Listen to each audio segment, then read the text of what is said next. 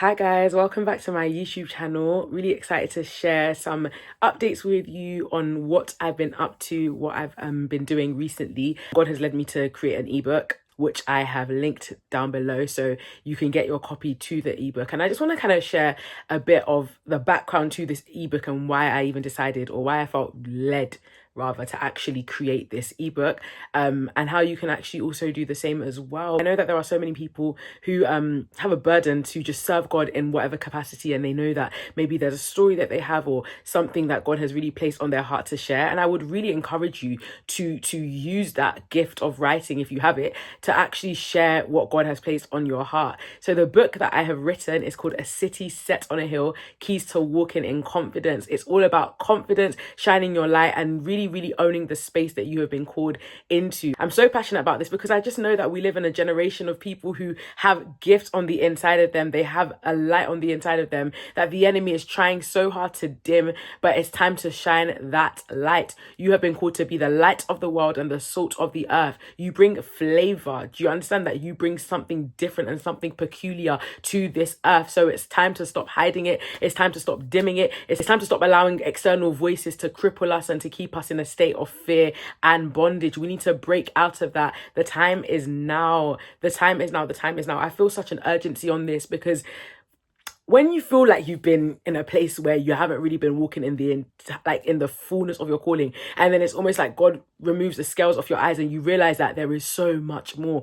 There's this burden that you begin to actually have for other people to also walk in there so much more. And that's me. That's literally me. I'm like, there is so much more. I look at people, I'm like, why are you doing what you're doing? Why are you not using your voice? Why are you not shining your light? Like, what are you actually doing with yourself? It's time to rise up and stop being afraid. It's not humility to hide your gifts. I say this all the time. It's not humility to hide your gifts and to stay quiet, to play small and to dim your light. No, God has caused you to shine and shine bright. Don't worry about who doesn't like your shining. Shine. Continue to shine. Let your shining blind them. Who cares? Continue to shine. Like, you have been called for such a time as this. I say the same thing all the time because the message never gets old. The message never gets old. Like, we still need to hear such a message like this because God is raising up bold ones. He's raising up those who will dare to go against the grain, even if what they're doing seems a bit unpopular, even if the way they're moving seems a bit strange. God is raising them up because it's time to stop trying to fit the mold. It's time to stop trying to be like everyone else. Do you know how boring that is? Who wants to be like everyone else? I know for a fact I do not want to be like anyone else.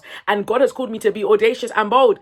And it's like, I don't care who doesn't like it. What? I will continue to shine this light. That's why I'm so passionate about it. That's why I'm so passionate, because it just irritates me when I just see people with great gifts on the inside of them ready to really be unleashed and unlocked, but it's like they're just sitting on it. They're just staying silent about it. So it's time to stop being silent about it. And the book, A City Set on a Hill, is all about being a city set on a hill. I talk about so many different things, such as overcoming imposter syndrome, how to actually navigate life and even develop and grow in excellence and cultivate excellence on the inside of you, because sometimes we feel confident because we're not competent. And the reality is there are things that we need to do to actually walk in excellence and to actually become more competent. And that's what will even enable us to be more confident as well. So even that as well, and even how to adopt a mindset that will even set you up for success, because your mind matters. Your heart, you know, what goes on inside your mind, your thoughts, they are so important. So I touch on that a little bit. I'm just going to read a little like blurb or just an introduction to what my book is about, just to give you a bit more insight. If you're wondering like, what can I find in this book? Why should I buy this book? I'm going to help you out. So, A City Set on a Hill, Keys to Walking in Confidence, and not any type of confidence, but godly confidence. One of the things that God needs you to know is that you are a city set on a hill. You are one that cannot be hidden and one that was called to infiltrate this world with the greatness and the light that you carry. God made no mistake when he called you, and he has still not changed his mind about you. Amen. It's time to start walking like you know you belong in every room God has called you into.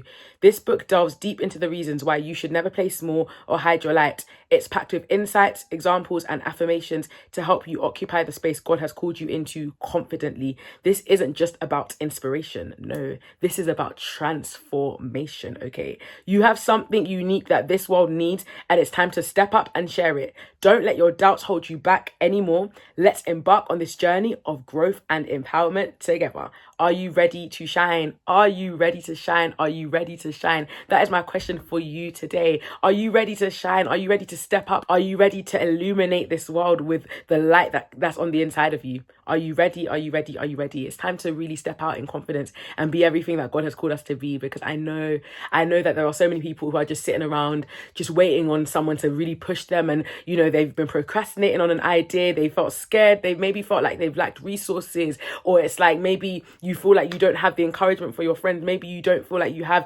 access or certain doors open to you. But God is saying, what have I given you? Look at what's already in your hands and begin to use that. Begin to use what is already in your hands. Begin to use what is already on the inside of you and what he has placed in your hands. There are gifts, there are talents that are just lying dormant, but it's like if you would only just open your eyes to see it and actually begin to use it, then you don't even know what God is going to begin to do in your life. The little that I have, I will always go out and use it. And it's like even things like speaking and writing, I even have a page which has almost 30,000 followers by the grace of God. And it's like, it's only by the grace of God. Do you understand that it's only by the grace of God? But that was just because of my yes and my obedience to just start something with the little that I have. Like, why not? I like to write. So let's go. Let's make a page on Instagram. Let's shine this light. Look here. We are not playing small. We are not hiding our light. We're doing it all. We are doing it all. If you know that God has placed so many different things on the inside of you, don't limit yourself, don't cap yourself, go all out with all of it. Okay, go all out with everything that God has placed in your hands. And this even reminds me of the parable of the talents, and I just want to give a very quick summary of this story in the Bible in case anyone is unfamiliar with it. So the parable of the talents, you can find this in Matthew chapter 25 verse 14 to 30, and it tells the story of a master who was leaving his house to travel, and before leaving, he entrusted his property to his servants. And according to the abilities of each man, one servant received 5 talents, the second received 2, and the third received only 1 talent. Now, with this story, we see how they respond to what they have been given. The one who had received 5 talents, he actually brought 5 other talents on top of that. And he multiplied basically what he had been given.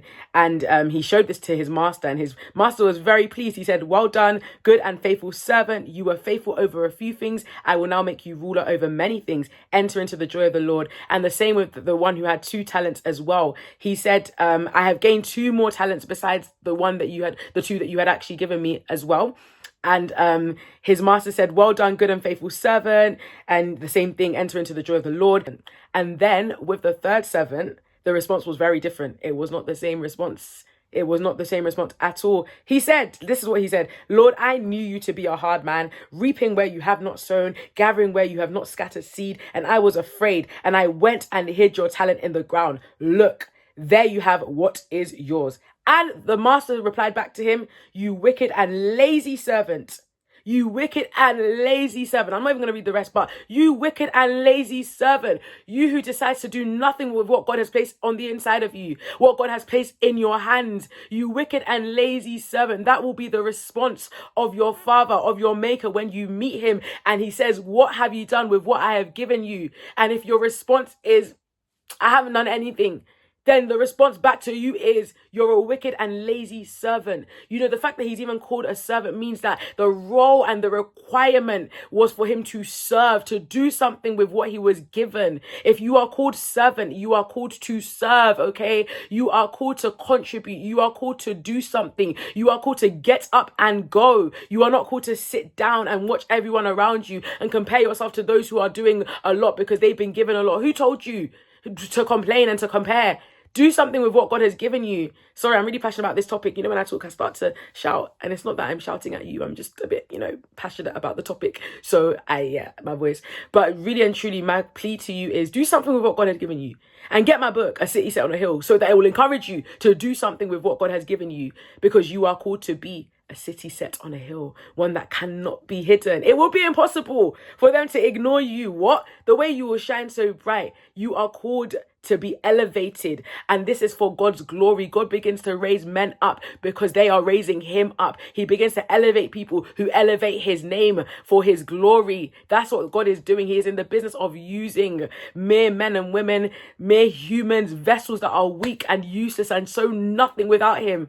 He uses ordinary men to do extraordinary things, and he is looking to use you. So rise up, child of God, and be who God has called you to be. So I'd really encourage you all to get my book, A City Set on a Hill. The link is in my bio. Please purchase my book. Your life is gonna change. You'll be blessed. And let me know how you find it. Feel free to leave a review. Feel free to message me on Instagram as well. DM me and follow me as well. Follow me on all of my socials. God bless you all. I really pray that this video has blessed you, and I will see you next time. Bye.